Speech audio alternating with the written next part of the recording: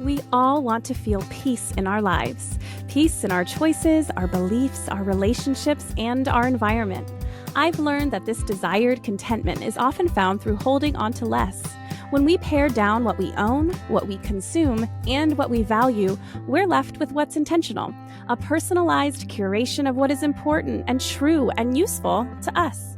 I'm Shannon Leyko, and you're listening to Paring Down, a podcast aimed at helping you declutter not only your home, but any area of your life that's overwhelming. Here, we're having interesting and honest conversations about the physical and mental clutter that drowns out what truly matters to each of us. And together, we'll learn how to pare it all down, not for the sake of perfection or becoming rigid, rather so we can move through life with less overwhelm and more joy, wisdom, and peace. Hi, everyone. Welcome back to Paring Down. I'm so excited for this episode today. It is just a warm hug of an episode. You will love hearing from Khrystyne Jaspers. She is a certified life and mindset coach, and she holds her own business while mentoring students and educators as a lead coach with District C in New York City. Her home has been featured on Apartment Therapy because she and her husband live in a 700 square foot-ish apartment in New York City with 2 children and 1 bedroom. She helps her clients realize that having a functional space is really more about mindset as much as it is about organization. Her background in early education allows all of us to feel really seen and have an understanding of how to move forward in the home where we live, whether or not it's our quote ideal home or not. So I think you're going to love it. I'm so excited for you guys to meet her because she's someone I connected with when we did like a virtual summit where we were both speakers. She is charming, she is down to earth, and she's so insightful. So please enjoy this conversation with Khrystyne Jaspers, the founder of Space Jams, a coaching organization to help individuals and organizations create systems to maximize small spaces. Khrystyne, thank you so much for coming on today. I'm so happy to have you here. I'm so glad to be here. This is such an honor. It's so fun. You know, you and I connected at a summit that we were both part of a couple months ago, virtually, mind you. But we couldn't believe that you live exactly on the same street I used to live in New York City. Like, I can't wrap my head around it. I know, and it's a small street, too. It's not like a huge street. No, it's up in Washington Heights. Like, nobody outside of New York really knows about Washington Heights unless they're a fan of Lin-Manuel Miranda. Exactly. I know when you said, oh, where do you live? I'm like, oh, she won't know where I am. And then come to find out, the same street. The exact same street. I know. And it's funny because I feel like it's my low-key claim to fame is Lin-Manuel Miranda. I'm like, this man has never met me. I've never done anything impressive to be in his sphere, but I actually lived in the neighborhood that has an entire musical written about it in the Heights. If you haven't seen it, people, it's a movie now and it's really good. Yeah. But anyways, that's my rant about Lin-Manuel. It's so funny. My husband was, my goal in life has been to find him because he lives here. So I'm like, I have to see him, and everyone knows him or sees him. And finally we walked past each other. I felt so happy. You did? That's so fun. Yeah, it was good. Oh my gosh. Did you try and say hi, or were you like, I need to be a normal person? No, it was like he had walked by when I realized who he was. I'm like, I'll be a normal person. Let him live his life here in the Heights.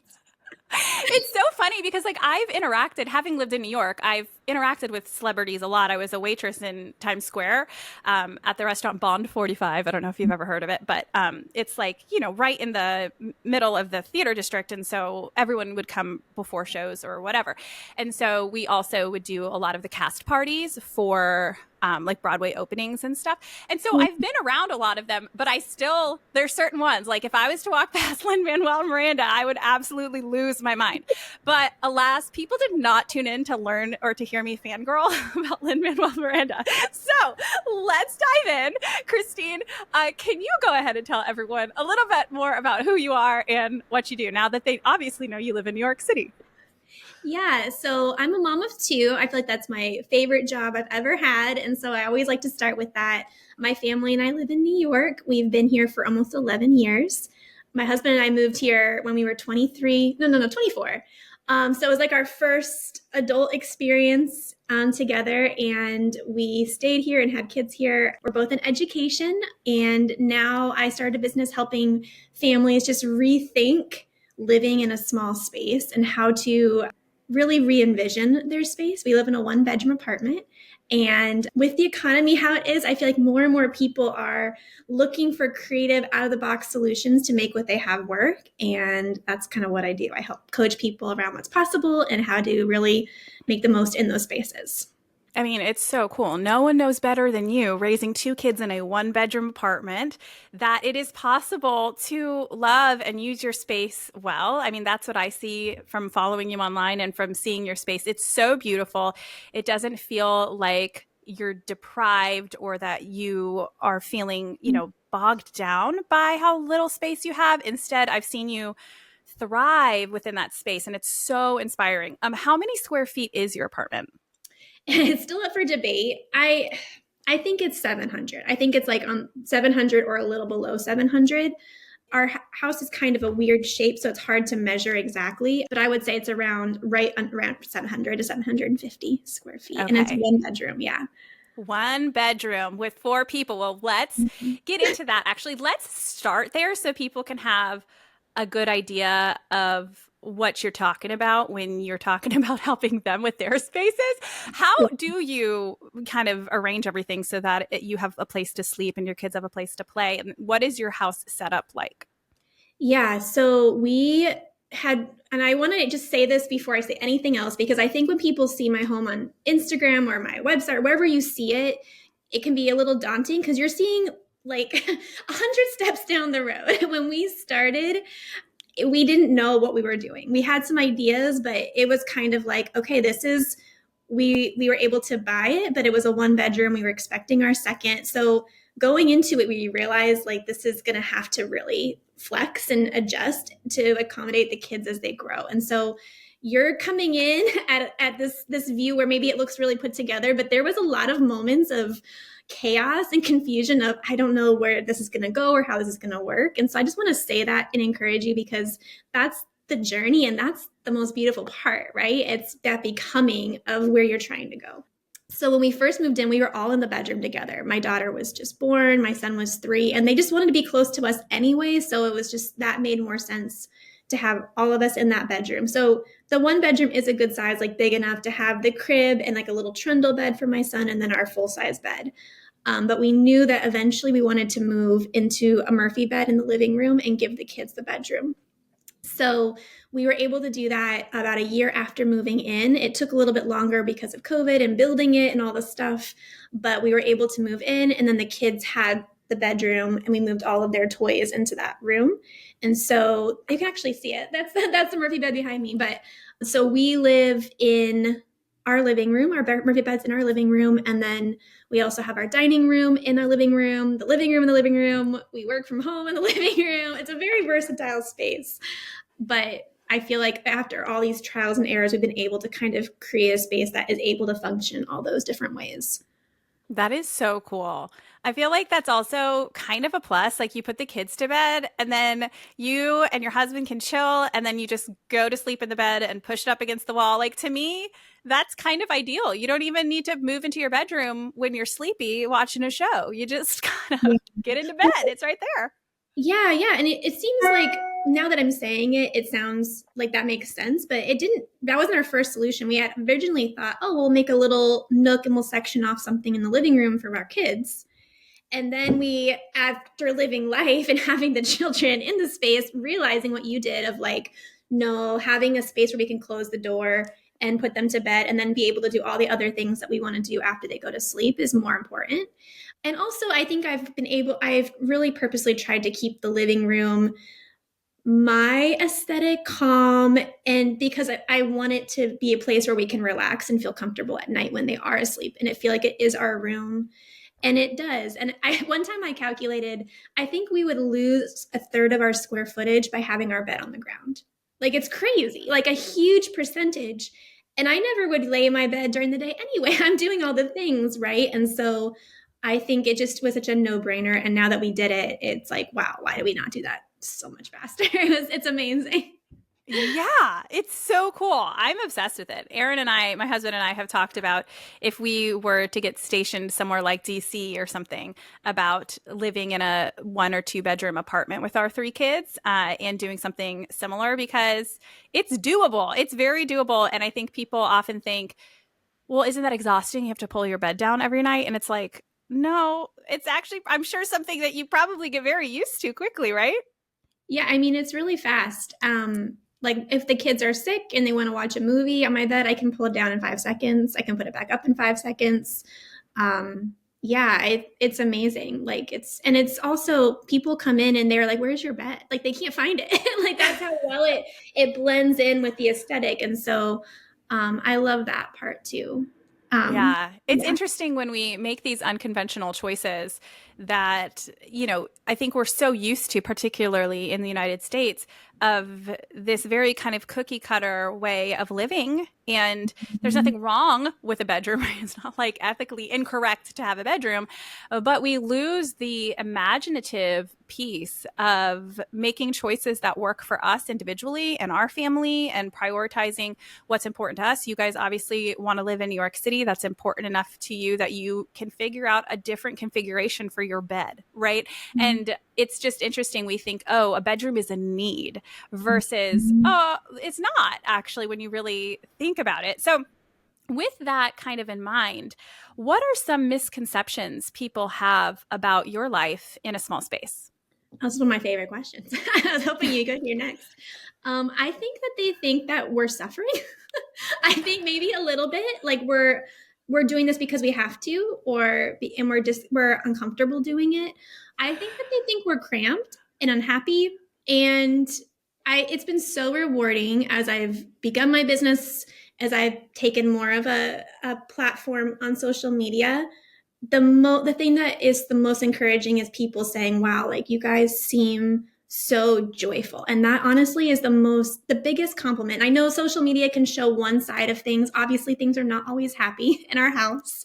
But if people see our true joy in being here, then I feel like my job is done, because as a mom, that's all I want for my family and our home, is that it's joyful and it's a place where we feel safe and calm and happy being together, and inviting people into that. And so when people think that we're unhappy, I'm like, oh, I hope you don't think that, because it's not true. We really are. And I think it's that adjustment of this is happening to me versus no, we chose this. We chose to buy this apartment. We chose to live in this neighborhood.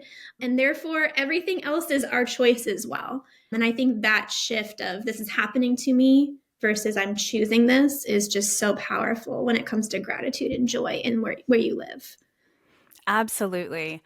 I even get feedback from people, like, oh, decluttering is deprives your children, and I'm like, does it though? You know what I mean? Like, I think, like you said, if we did not, there is privilege to it, right? Like, I know that if I wanted to buy more toys for my kids or acquire more toys these days, you don't even need to buy them. They just show up on your doorstep, I feel like. But we could, but this is a choice we make because we know it's better for our kids. We see the benefits of our children not being overwhelmed by their spaces, by actively playing with the things they have and developing a relationship with their toys that's really special versus them all being shoved into a bin, right? And driving us all crazy. We see the benefits of it. And so, like you said, there is privilege in the fact that it is a choice, and we can remember that even if we are in a house that we feel like, oh, this isn't my first choice, or for me, we're moving to Alaska, we're going to be living in military housing, it's not going to be like my first choice in terms of a home. Yeah. But we can choose and take that empowered stance that wherever we are, we make the choice to make it work for us. And I think that's really cool. And you mentioned also that the size of your space does not indicate the quality of your lifestyle. So you talked about the joy and just the fact that, like, on an emotional and physical standpoint, like, obviously you're not depriving yourself or your children, but can you elaborate on this, the quality of your lifestyle and how that actually shapes your approach to home design? Yeah. So I guess I should share something that's really important about my story. My husband and we got married right out of college, and we moved to China, and we taught English in China. And so, which is fun. Like a 23-year-old literally packed my bags, moved across the world away from everyone I knew except for him. And we were in a one-bedroom apartment. And that was such a hard experience, but it was one of the most amazing things we could have done, because it shifted immediately in that really formative early adult lifestyle of like, this is no, this way that you're thinking, this is a very American mindset. And that's not a bad thing. But that's just one way to view the world. And that's just one way to see your life. And getting planted in a very different culture was so good because suddenly we were able to look around and be like, oh, wow, like people don't view things the same way here. Like space doesn't really matter here. I feel like in America, this idea of wealth and success is tied to how much you have or how much space you own. And it comes out in such a little way. Sometimes we don't even realize it. Like, oh, when are you going to get a dream house? Oh, here's my dream house. Oh, when are you upgrading? And it's just like this idea of more and more and more. And the more you have, the more successful you are. Therefore, the more happy you must be. And I'm so thankful for that China apartment. It had mold on it was an awful apartment, but we loved it. It felt like a palace because it was ours. And it really transformed my idea of no, like the life that you create is so much more than what you have. And sometimes what you have can really bog you down and keep you from enjoying the life you do have because you're always cleaning or you're always doing this and you're always managing the stuff. And so I think I got off your question a little bit, but I think that when I go into a space, whether it's my space or someone else's space, really asking them like, what matters to you? Not what everyone's telling you you need, like what you were saying with like houses, like, oh, you need this bedroom or you need a living room and a family room and a den and a basement. Like, no. Tell me, what do you want? Like, what matters to you? And recently I was working with a client who said, I want to have a healthier lifestyle. I want to feel empowered to invite people into my home and not feel embarrassed by it. And so for her, that was just clearing off the counters. I was like, do you want clear counters? And she said, yes, but I don't think it's possible. I have an apartment. I'm like, no, it's possible. We're going to make it possible for you because those clean counters represent healthier food, inviting people over, hosting. Like that means something so much more valuable to you. And so I think that whenever I go and I'm designing, I always try to really dig deeper into, okay, why does this matter? Why is this important? Why are you willing to do some really uncomfortable stuff to make this happen? And that will kind of enlighten where things should go and how you could redesign things to make it purposeful for you. I have shivers when you're talking about creating the life. Like the life that you create is more than what we have, is more important than what we have. And you're speaking to the why, like why are we clearing our countertops?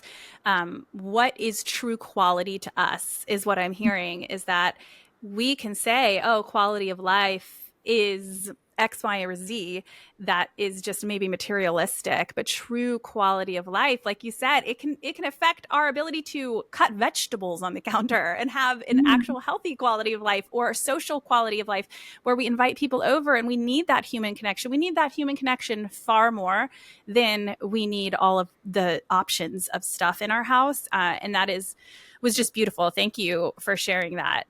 And, along those lines, though, right, like when you're talking about clearing off that client's countertops or even in your own home, because it's a smaller space, I'm sure that you kind of rub up against these bigger values that are important to you, but also practicality, right? Like at the end of the day, she needs certain things to function in her kitchen and maybe she doesn't have a lot of space. So what criteria guides your decision on what stays and what goes when it comes to functionality? Yeah, and I was thinking through this question.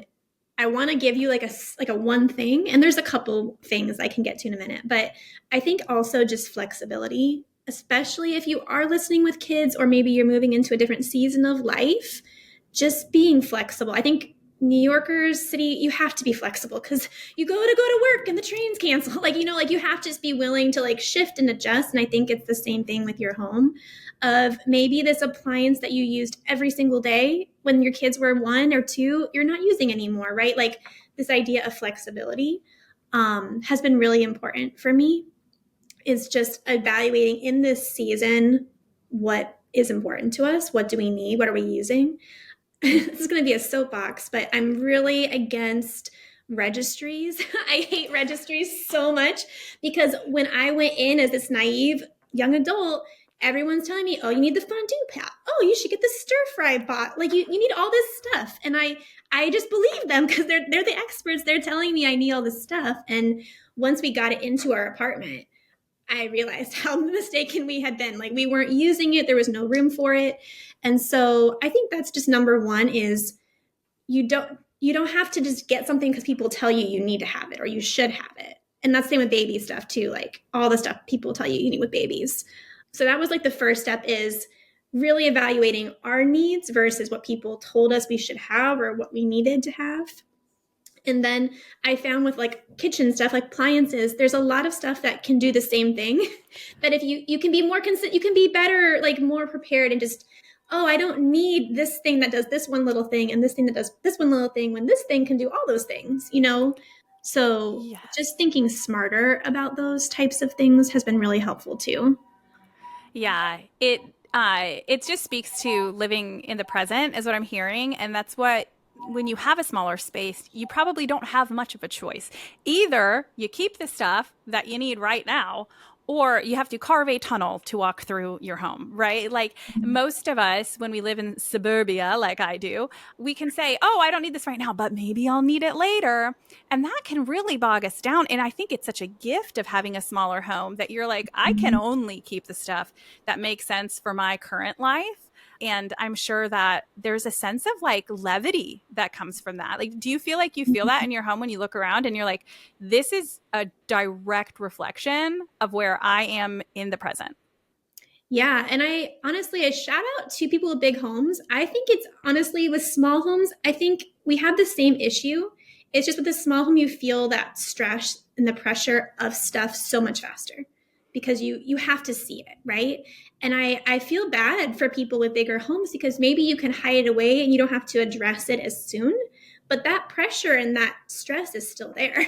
It's not that it's different because you can't see it. It's just that you don't have to address it, or the need to address it is not as immediate. And so I think it's just that stuff weighs on us no matter how big our apartment is or our house is. It just, the timeline, the urgency that it creates in us is different. And I love what you said. Like, I know everything. I'm thinking about my house, like everything in my house, I know it's used, I know it's needed. And maybe there's a couple things that I'm still working through, of like baby stuff that I did pass on that I'm not quite ready to yet. But it's so freeing to know that everything in our home is used and needed and valuable. There's just so much power in that. And I wish I could give people, because I feel like that task of paring down is so daunting. And our things hold so much emotional connection or belief about ourselves. Like, oh, I should be this person that's using this thing. But on the other side of that, and that's what the coaching work that I'm doing with families and clients is on the other side of that, there's so much freedom and so much joy when you're released from that burden of stuff and what it means about you. And you can just enjoy what you have and keep moving. And that's what I want people to experience more of, because I know, it's so freeing. It is. It is so freeing. And I feel it's still like I keep going through my own closet. And I feel like every 2 or 3 months, I find myself wanting to get rid of more and more and more. And I don't have like a super minimal, capsule wardrobe or anything like that, but I find myself moving further in that direction. And I'm like, is it just because I host this podcast and it's all I consume all the time? But no, it's really because over time, this doesn't always have to happen overnight. But over time, I think I've just really been feeling that release of like, my clothes have nothing to do with my worth. It doesn't mean you can't enjoy feeling cute. That's not what I'm saying. But like, I don't find my sense of self through my stuff anymore. And so therefore I just kind of see it as superfluous. And like you said, it does hang over your head and it does bog you down even when we don't realize it. Like if I have an outfit that I haven't worn in a year, it's kind of annoying to see it hanging up. And why haven't I worn it? Am I trying to hold on to a past version of myself, whether it's in size or in lifestyle, or does it just not make sense? Now, military life is a little different. I live in Florida. We're moving to Alaska. So, right, I haven't worn my sweaters as much as I will wear them in Alaska, but that's not what I'm saying, but I really appreciate that viewpoint that sometimes more space is not a hashtag blessing, which is goes against what, modern westernized culture says. And on that note, You've really embraced the quirks of apartment living. I've never lived in an apartment with a family. I've lived in a smaller home, not as small, like 1,400 square feet last time we were in Alaska with the 3 kids. But apartment living is different. And I love this quote you said, it's perfectly crooked in every way. So how do you approach imperfections in your space? And what advice do you have for others who might be facing similar challenges in homes that are not entirely perfect?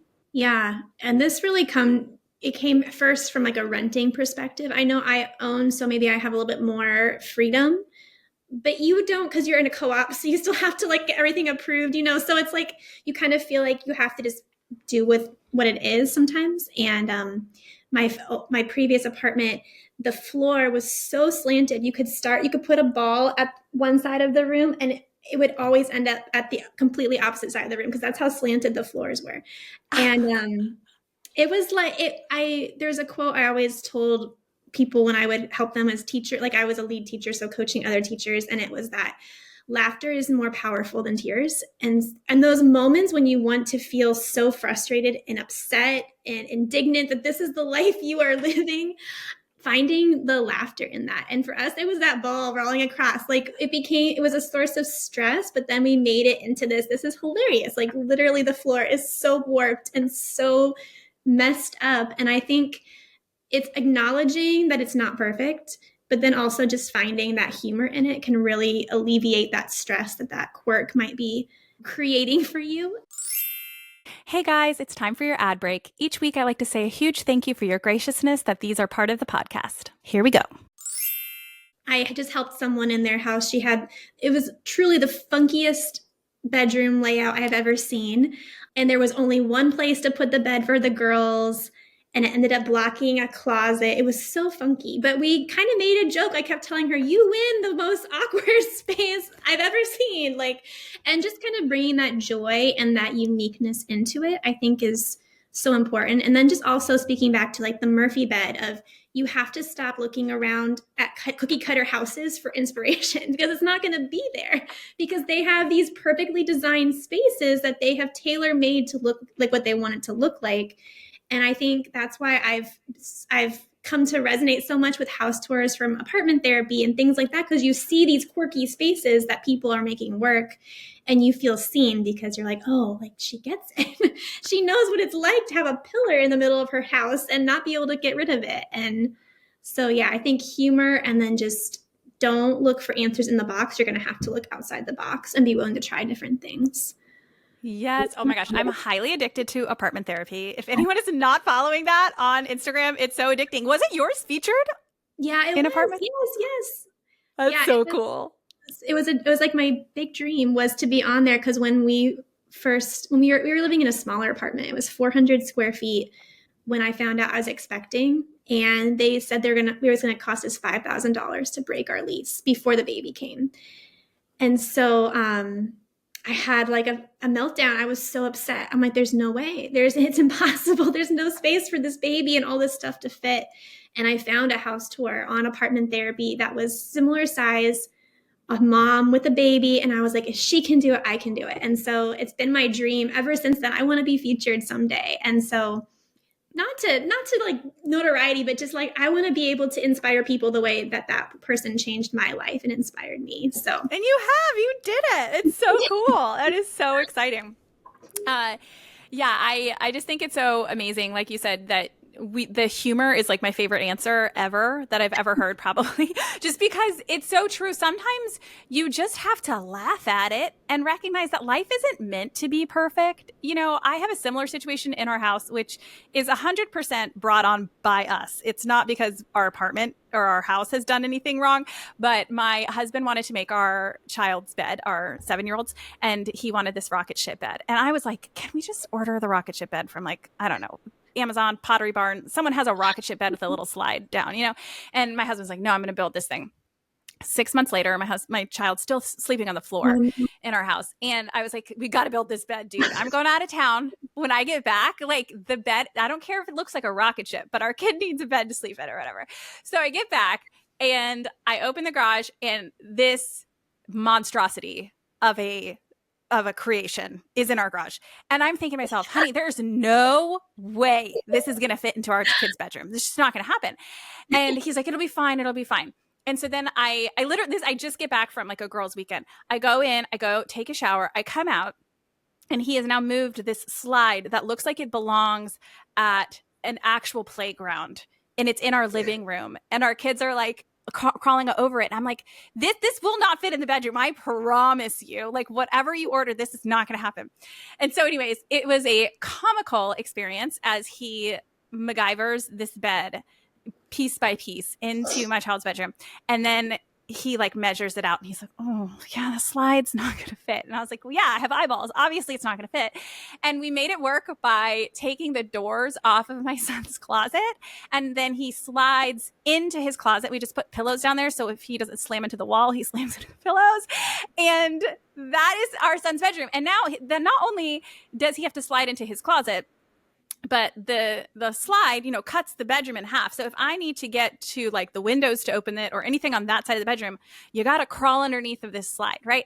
And it is the coolest room. It's really awesome. The bed turned out phenomenal, but it is also hilarious because it is not functional really, or it's kind of ridiculous, right? And I just love that idea that instead of, like you said, instead of me just being mad at my husband, what fixed this situation was just to laugh at it and be like, well, this is ridiculous. My son has to slide into his closet. You know what I mean?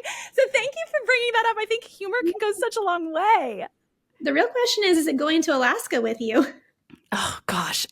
Khrystyne, I don't know what's going to happen. We looked up some like YouTube tours of military housing in Kodiak, Alaska, and there is a 0% chance that this bed's going to fit. But my 7-year-old would be devastated if his rocket ship bed doesn't come. So TBD. You can make it into his playground. Just put it in the yard. The playground. Actually, that's not a bad idea to just put it in the backyard and just let the elements do with it what it will. We'll see what happens. Everybody stay tuned for that. We will find out in approximately 4 months what will happen to that bed. So, all right, moving on. I got very distracted by telling the story of the rocket ship bed, and now I need to find where I was in my notes here. We're talking about the quirks. Oh, okay. So, even the title of this episode is going to be Making the Most of Our Spaces. And I struggled with that title, even though I made it, because I think that making the most of something, inevitably, it implies a level of negativity. You're making the most of something that you don't really want or that isn't ideal. So some people, I'm sure, would say, oh, you've made it work in living in a small apartment. But it goes beyond that. And there are true benefits that we already touched on about living in a smaller space. But are there more benefits that you are like, no, this is not just making it work. This is now something that I hope to take with me for the rest of time, even if I end up in a more traditional home?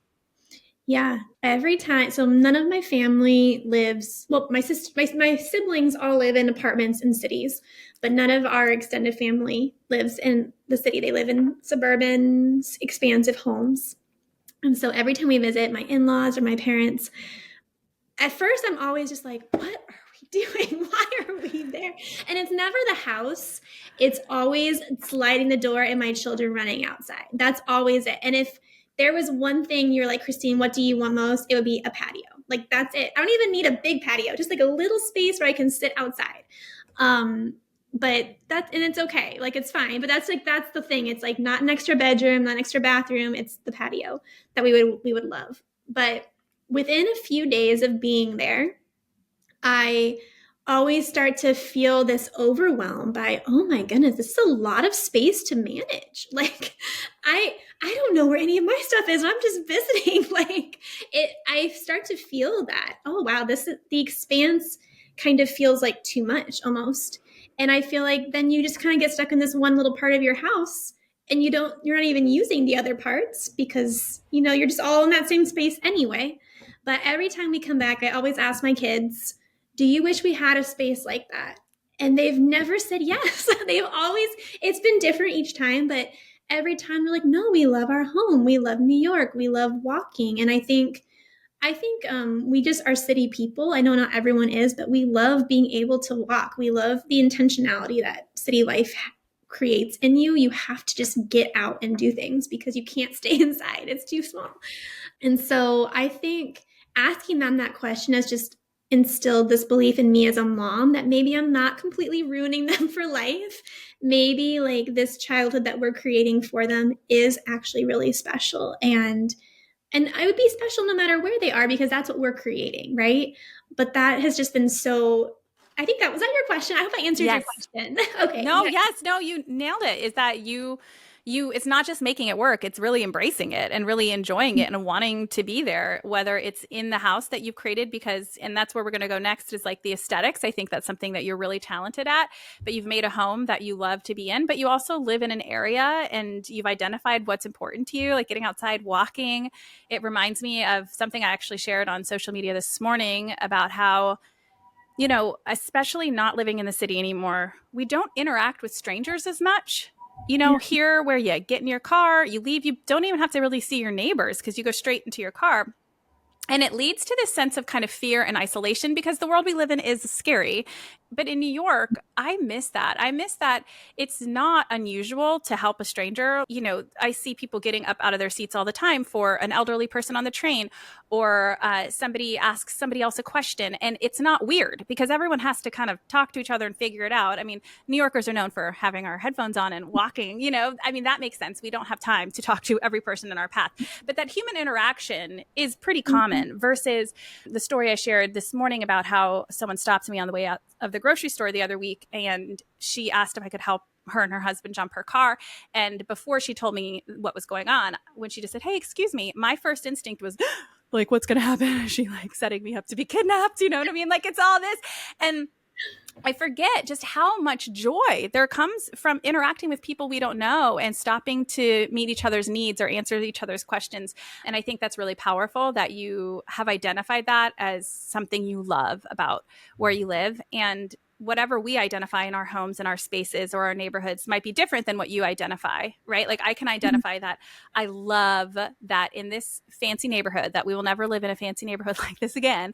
My kids have been able to learn to ride bikes on these giant wide sidewalks, and it has been such a gift. And so we can all look for those things that it's not just making it work, it's finding the true joy of where you are, which will be different for everyone. So yeah, great job answering that question. Well, I was going to add with that, I think there's, and every opportunity has two sides. So like you're talking about the people and that being a blessing. The people are also something that drives you crazy in New York City, right? Like you are encountering lots of different types of experiences with people. And it's so funny. You can see that. And I'm sure like with cars or with whatever it is you're looking at, if you flip it on one side, you can see things that create hard, like, what's the word I'm looking for? Inconvenience or just rubbing you the wrong way, difficulty. But then if you flip it, you can see beauty. And I think it's important to remember there's not a perfect situation out there. It's just a matter, are you seeing both sides of the coin? And sometimes I see the negative side of the people coin in New York City, right? But then looking for those opportunities to flip it and I'll see the beauty of, oh my goodness, this person just smiled at my child across the platform and made their day. Or like we have to be intentional about flipping the coin and seeing both sides and realizing that both sides do exist. And it's up to us to see that both can exist at the same time too. So good. Yeah. You're not like villainizing big houses. You're like, let's look at the positives.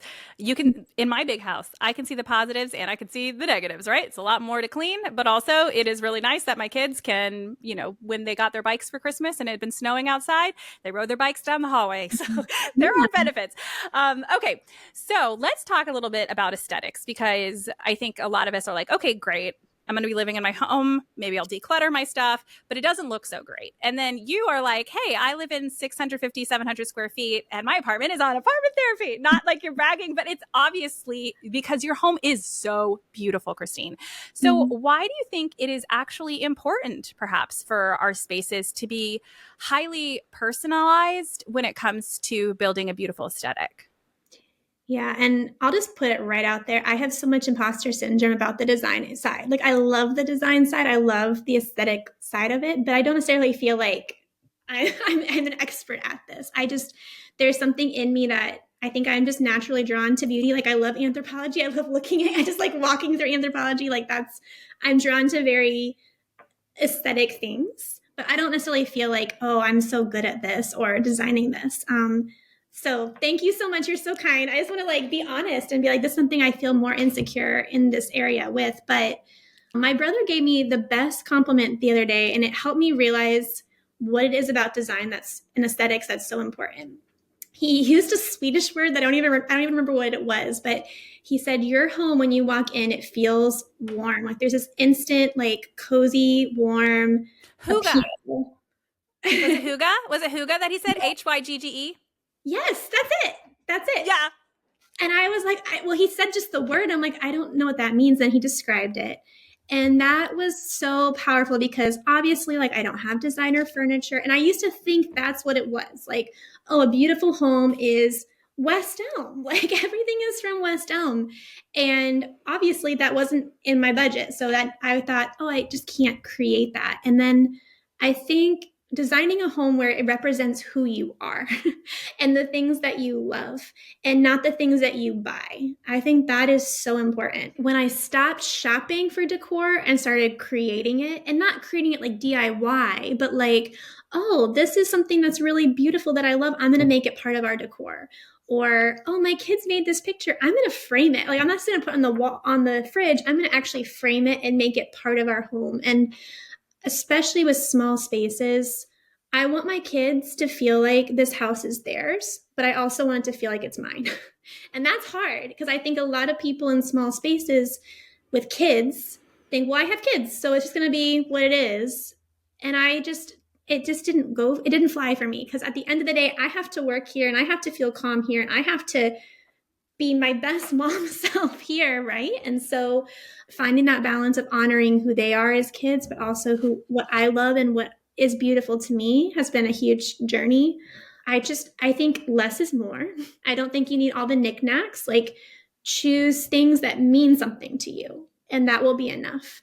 Like we have one little porcelain figurine in the kids' room that someone who is really special to me gave me when I was in high school. That's the only figurine we have, is that one thing.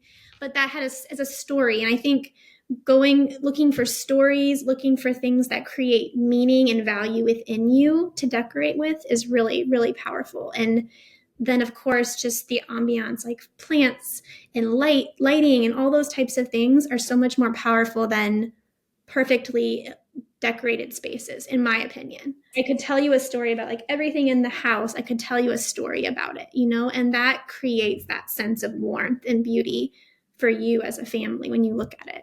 And then inviting your kids into those stories too. So like when my kids, I put my stuff that I love in their room, and then they ask, where did this come from? I tell them, oh, like this person gave this to me when I was in high school, and it really encouraged me to pursue what I wanted to do. And so including your kids in those stories and in those journeys too. Oh my goodness. I love that. I love that so much because it's so true. I think the best compliment I ever got was when someone came in my house and said, I just feel like I know you by being in your house. And I was like, yes, because like you said, getting all of the perfectly curated art or whatever is just not going to be nearly as beautiful as when you have things that represent you on the walls or on your shelves, and it's not so cluttered that nobody knows what to look at. They know that figurine is important to you because it's the only thing that they see, right? Or like I look over and I see my mom's Bible. My mom passed away when I was 24, and I have this like acrylic case for her Bible, and that is displayed on the wall. It's not sitting in a box in the closet. And so people can walk into the house, and it's unique in the sense that I clearly didn't buy this Bible at a store, right? There's a story, like you said. And I think we think, oh, our stuff isn't beautiful enough to display. But is there anything more beautiful than the framed picture in my son's room of when he was bored one day, he took construction paper, and he loves sharks. And he created all these different like shark heads out of construction paper. And then he took the roll of paper towels in order to create their eyes, and then so the eyes are like white with the like black pupil made out of paper towels, and then he made these sharks and he made these teeth, and it's the coolest thing. And so he made like a bunch of them in a little collection, and I was like, I don't want to get rid of these sharks. I got the hammerhead shark and the cookie cutter shark and the great white shark, and they're all so cute and ridiculous, they're just so, and they're all different color. And I was like, I saw it in my head. I was like, I've got to put these side by side on a piece of white paper and frame it. And so now we have this long, it's kind of like a long skinny frame horizontally that is now above his closet, that like long skinny space of wall above your closet. And if it's perfectly there. And so that's his little shark family. And like, to me, that is the coolest piece of decor besides his rocket ship bed in his room, like it's awesome. And we have to remember that we can design our spaces and they will look beautiful if they represent who we are. And like you said, who our kids are. So I think that's amazing. I think what you said something really important too, of just like you can see it. I've become less, like I didn't start this way. I'm a very nostalgic person. So this has been a journey for me, but I think empty space is huge. You have the power of empty space in design is huge. And I think that a lot of times in small spaces, you don't feel like you have that luxury of empty space. That's why you have to fight for it more, because when you see that space and you say, that's intentional. I am choosing not to put anything there, not to stuff anything there because it doesn't have a spot. Like that is my space that I'm leaving open. And I think giving yourself those moments is so powerful because it helps you remember that things don't always speak. Sometimes nothing speaks even louder than what you would stuff there. And so I think that's really important too. Yes. Ugh, it's so good. It's so good. Well, obviously, you've worked with a lot of clients, you've done your own space, and you have your platform which is Space Jams Consulting, which is the greatest name of all time, Space Jams. I'm like, that is so cute and so fun. So Space Jams Consulting and Coaching, where you assist other people in optimizing their own spaces. Is it all in person? Can people reach out to you if they don't live in New York? How does this work? Yeah. So I am a life coach also. And when people were asking for help in their spaces and I would go in and just help. And I realized a huge part of where the struggle has nothing to do with your space, nothing to do with your stuff. It's all about the mindsets that you have in this space. And I wanted to be able to create something where people had lasting change. It wasn't just that I came in and I redid everything for them and then it's whatever in a few months. I wanted to help give them something that they can continue building on and take with them to grow forward. And so I do virtual consultations. So if you're not in the city, where we can kind of work through a space and talk through that, but I also coach you through, okay, like what's keeping you stuck? Where's that mindset that's keeping you from seeing the possibilities of what you can do here? And then if you are in the city, I actually do have services where I come in and we work. We can either organize or purge depending on what your need is. We move and arrange and all of the things. It's kind of customized to what you need specifically, but every service is built on that coaching piece of the way you think about your space is the most powerful thing you can do in it. And so, yeah, you can reach out. I just have a new website. It's KrystyneJaspers.com. But yeah, so Space Jams is just this idea of we create what matters most around us, but what we have inside of our head about our space is the most important thing about it as well. I love it. And you've done such a good job like explaining that even in your answers to your questions today. I know that if I was listening to this, I would be like, how do I work with this human? So, but we will, talk more about where people can find you in just a second. But I do want to ask you the two questions that I ask everyone at the end of the podcast, which is, let's start with, what is something you are currently paring down? So I am on a wardrobe paring down, really being intentional about the colors and the styles that I bring in. I got a color consultation from another amazing entrepreneur in New York City. I'm their mom, and called Create a Colorful. And so she told me my colors. And so I'm working on that and being intentional, and then just really trying to love every single piece that I have in my clothing, in my wardrobe, and that it is functional and it matches and it can mix. And really trying to love what I have more. Yes, me too. I hear you there. Okay. And what is something that you are currently looking forward to? Oh, I'm looking forward to spring in New York City. I love spring in New York. It's my favorite. And so the tulips and the daffodils and just green and people coming out and picnicking, it's like the best time ever. So I'm really looking forward to that. Yes. Oh, you're making me miss it so much. I actually did have my husband put in. Obviously, we didn't get it, but he put in for a job in New York, and I was like, if we could go live in the city for a year, I would be so happy. I mean, like, obviously longer would be great, but military doesn't work that way. But there was like a year-long job there, and I was like, that'd be so fun. I miss those. I mean, I know it's hard, and it would be a big adjustment for my children and for me as a parent, because I only lived there as myself in my early 20s when walking up a 5-floor walk up wasn't as big of a deal as it would be now at the age of 36. But it's just, as you were talking about that, I was like, oh, I remember those first days where you don't have to wear a big heavy coat and you can just have on like a light jacket, and it's so lovely. Yes. Yes. Everyone just feels like they're alive again. Exactly. Well, where can everyone find you? I know you mentioned your website. I will make sure that is in the show notes. But is there social media platforms, that kind of thing, where everyone can come find you? Yeah, so I'm on Instagram, just Khrystyne Jaspers again on Instagram. And then if you wanted to see the house tours that we've done, all of that's linked on my website too. So you can kind of sneak into our apartment and see a very clean, tidy version of our apartment. Yes. Yes. The clean version. I know. I always joke about that. I try and show like behind the scenes in my stories because, usually what they see is the, very cute, beautifully put together playroom. I'm like, well, usually it's not what that looks like.